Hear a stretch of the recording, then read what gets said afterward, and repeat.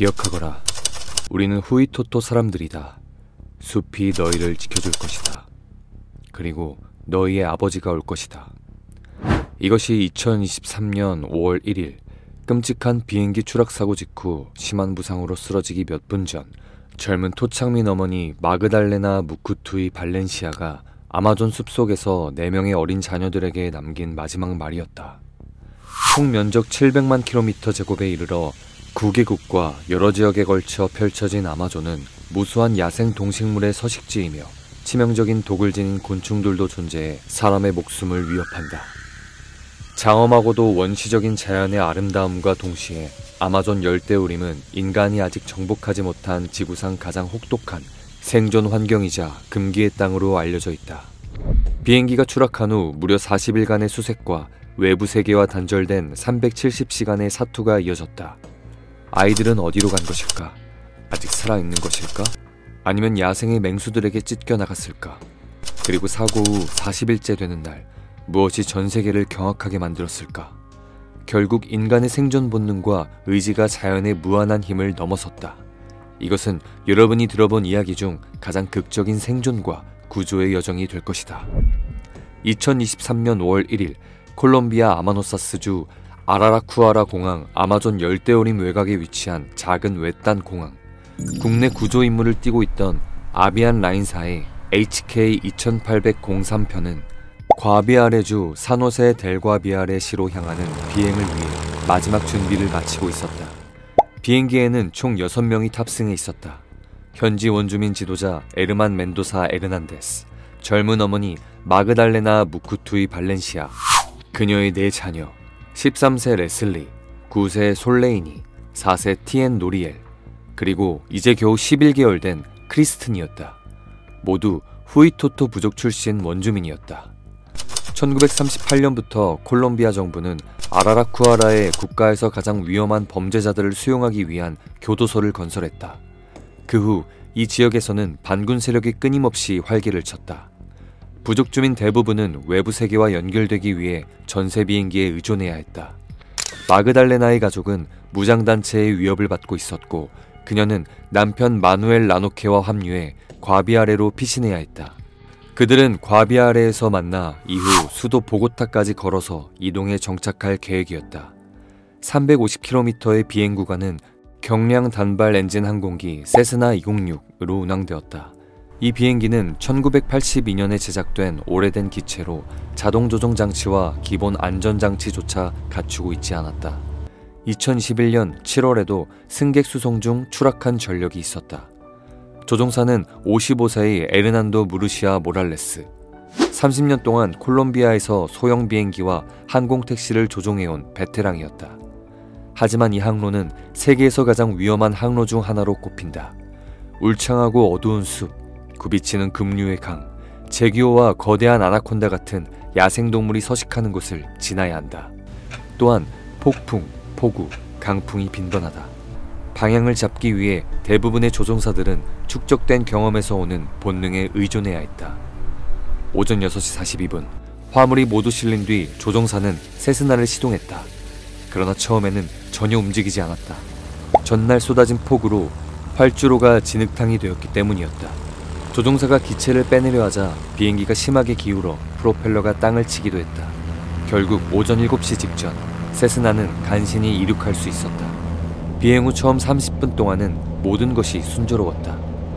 오전 7시 15분 조종사는 시계 비행으로 8,500피트 약 2,600m 상공을 비행 중이라고 보고했다.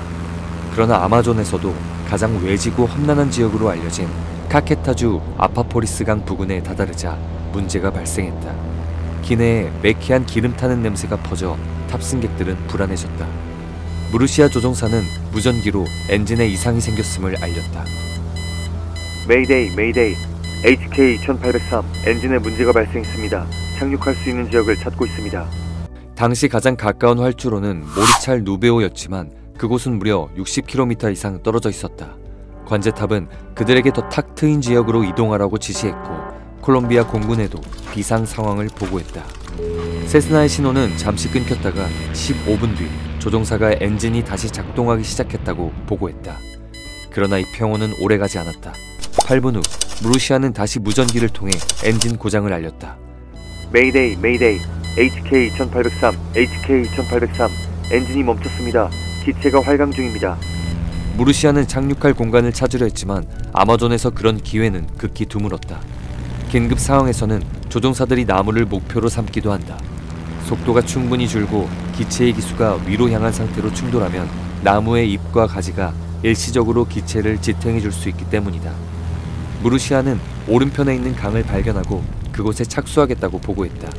관제사는 그의 위치를 확인하려 했고 당시 항공기는 목적지 공항에서 165km 떨어져 있었다.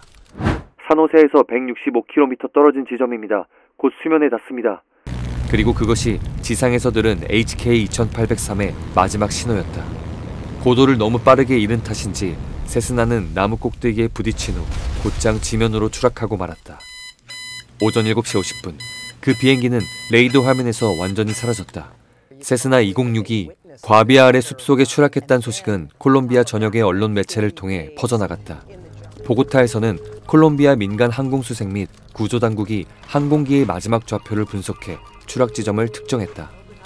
알바레스 중위의 지휘 아래 공군과 감시 헬리콥터가 즉시 투입되었고 적외선 센서, 위성 영상 등 최첨단 기술이 총동원되었다. 그러나 아마존과 같은 광활하고 밀림이 뒤덮인 원시림 앞에서는 아비안 라인도 군대도 아무 흔적을 찾을 수 없었다. 기체 파편도 불길도 그 어떤 흔적도 없었다. 그리고 잊지 말아야 할 것은 여기가 아마존이라는 사실이었다. 수색자들마저도 또 다른 구조 대상이 될 수도 있는 곳이었다. 초반 수일간 아무런 성과가 없자 공군은 아마존을 잘 알고 숲에 의지해 살아온 현지 자원봉사자들의 도움을 받게 되었다. 이들은 정령의 힘을 믿고 숲속으로 들어가기 전 영혼들에게 허락을 구하는 의식을 치렀다. 그러나 사고 발생 9일 후 수백 킬로미터를 걸어온 특공대 병사들은 탈진 상태에 빠졌고 그들이 발견한 것은 반군이 버리고 떠난 폐허 같은 야영지뿐이었다. 5월 15일이 되어서야 첫 희망의 빛이 보였다. 한 부대가 숲속 나무잎 사이에서 무언가 분홍색 물체를 발견했는데 그것은 아기용 젖병이었다. 이들은 흔적을 따라가며 수색했고 그날 오후 마침내 추락한 비행기의 잔해를 찾았다. 현장은 참혹했다. 옷가지와 기저귀가 흩어져 있었고 운명은 불운한 희생자들에게 잔혹했다. 조종사, 원주민 지도자, 그리고 어머니 마그달레나 무쿠투이 발렌시아의 시신이 확인되었다. 그러나 이상한 점은 아이들의 흔적이 전혀 보이지 않았다는 것이었다. 아이들은 어디로 간 것일까? 맹수에게 잡아먹힌 것일까? 아니면 납치된 것일까? 혹은 숲속 어딘가에서 구조를 기다리고 있는 것일까? 콜롬비아군은 희망작전이라는 새로운 작전을 개시했다. 알바레스 중위는 만약 아이들이 살아있다면 아마존 숲이 워낙 울창하고 식생이 3층으로 겹겹이 이루어져 있기 때문에 하루에 최대 2km에서 3km밖에 이동하지 못할 것이라고 말했다. 게다가 숲속에는 제규어, 아나콘다, 카이만 악어, 그리고 치명적인 총알개미까지 숱한 위험이 도사리고 있었다. 군은 추락 지점을 중심으로 사방으로 나뉘어 수색에 나섰고 누구나 아이들이 어딘가에 숨어 구조를 기다리길 바랐다. 현장에는 더 많은 병력과 군견들이 투입되었다. 저공 비행하는 헬리콥터들은 식량 꾸러미와 생존 지침서를 숲속으로 계속 떨어뜨렸다. 5월 17일 수색대는 추락 지점에서 2.5km 떨어진 곳에서 임시로 세워진 천막과 강가의 작은 발자국들을 발견하자 환호성을 질렀다. 같은 날 저녁 콜롬비아 대통령은 트위터에 글을 올려 전국을 들썩이게 했다. 공군의 힘겨운 수색 끝에 우리는 살아있는 4명을 찾았습니다. 과비 아래 비행기 사고로 실종된 아이들입니다. 이는 온 국민의 기쁨입니다. 그러나 이 기쁨은 오래가지 않았다. 다음날 아침 페트로 대통령은 자신의 글을 삭제하고 이렇게 사과했다. 죄송합니다. 군대와 원주민 공동체는 여전히 수색을 계속하고 있습니다. 여러분이 기다리는 소식을 전할 수 있도록 최선을 다하겠습니다. 5월 24일 총 92명의 원주민 자원봉사자와 113명의 군인들이 희망작전에 투입되었다. 며칠 후 그들은 새로운 단서를 찾았다. 기저귀, 운동화 한 켤레, 물병, 그리고 반쯤 먹다 남은 야생 열매였다. 구조대 의사 카를로스는 그 열매가 원숭이나 유인원이 아니라 사람이 먹은 흔적이라고 확신했다. 수색 범위는 20km 제곱으로 좁혀졌다. 5월 26일 군은 막내 크리스틴의 생일을 기념하는 상징적인 의식을 열었지만 그때까지도 아이들은 발견되지 않았다. 그 후 날이 흘러 5월은 6월로 접어들었다. 꼬박 한 달이 흘렀다.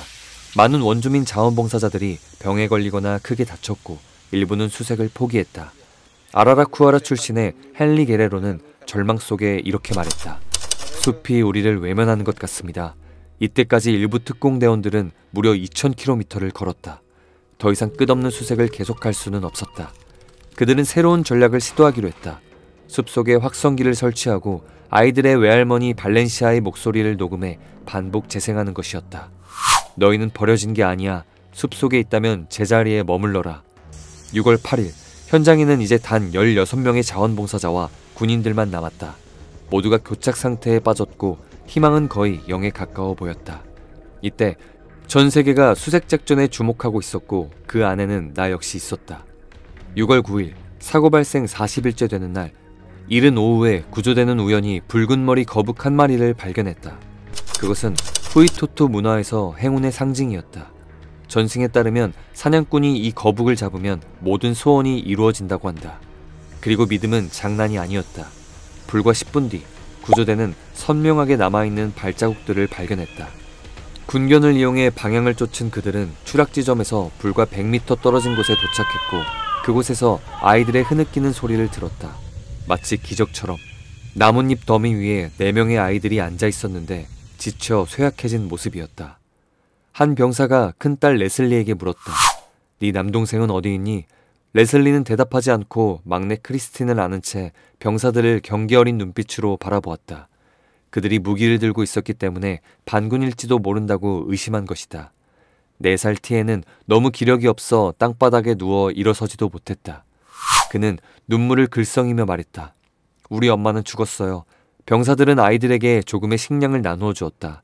아이들이 숨어있던 곳은 숲이 너무 울창해서 헬리콥터가 착륙할 수조차 없는 장소였다. 심지어 구조대가 불과 20m 옆을 지나갔을 때조차 그들을 알아채지 못했다. 구조작업은 공중에서 이루어질 수밖에 없었고 아이들은 케이블에 매달려 헬리콥터로 옮겨졌다. 콜롬비아 전역이 기적같은 소식에 환호했다.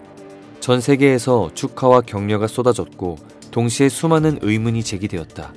어떻게 아이들 4명이 지구상 가장 험난한 숲에서 40일 동안 살아남을 수 있었는가? 그 답은 바로 어머니와 외할머니가 남겨준 비밀 무기에 있었다. 비행기가 숲속의 수직으로 추락했을 때 조종사와 부족 지도자는 즉사했지만 뒤쪽 좌석에 있던 마그달레나와 5 모자는 처음에는 모두 살아남았다. 그러나 마그달레나는 심각한 부상으로 4일 만에 세상을 떠났다. 마지막 순간 그녀는 아이들에게 유언을 남겼다. 가거라, 기억하라. 우리는 후이토토 사람이다.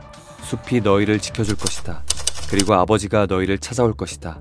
어머니의 죽음은 큰 슬픔을 안겼지만 레슬리는 곧 정신을 다잡았다. 그녀는 겨우 11개월 된 크리스틴을 어머니 품에서 안아 나오며 동생들을 위로했다.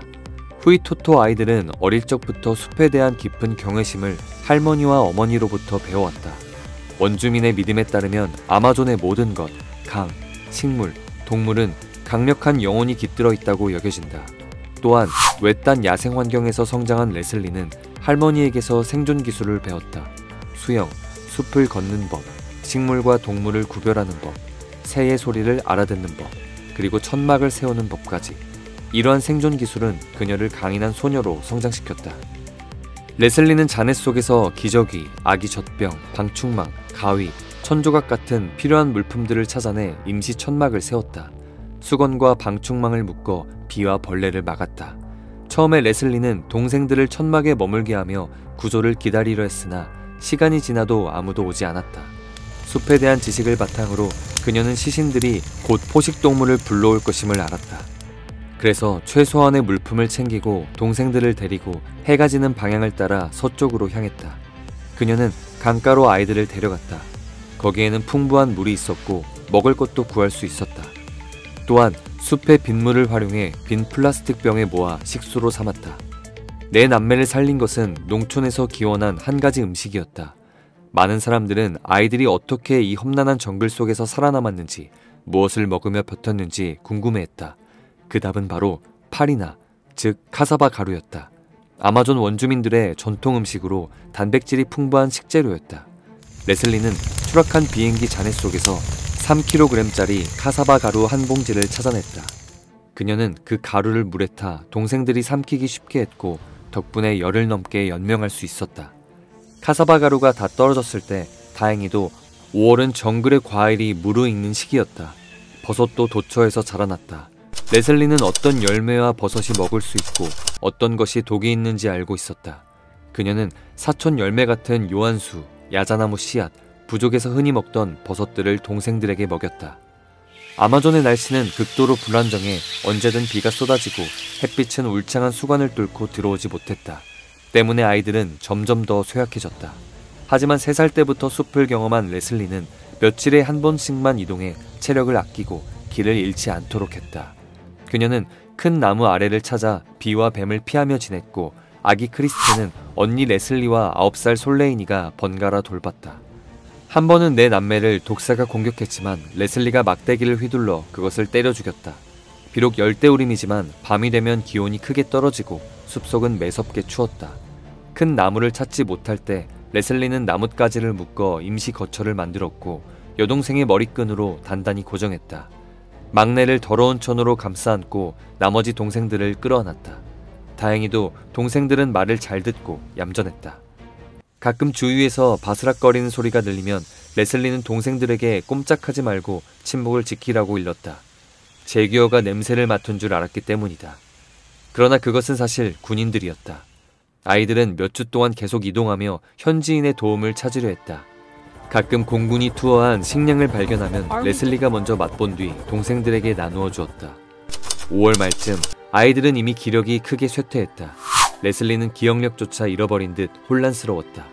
그 무렵 아이들은 윌슨이라는 군견을 만났다. 수색 중 길을 잃은 이 개는 며칠 동안 아이들과 함께하며 큰 위안을 주었다가 다시 숲속으로 사라졌다. 39일째 되는 날 더 이상 힘이 남아있지 않았다. 야생 열매도 더는 생존을 보장해주지 못했다.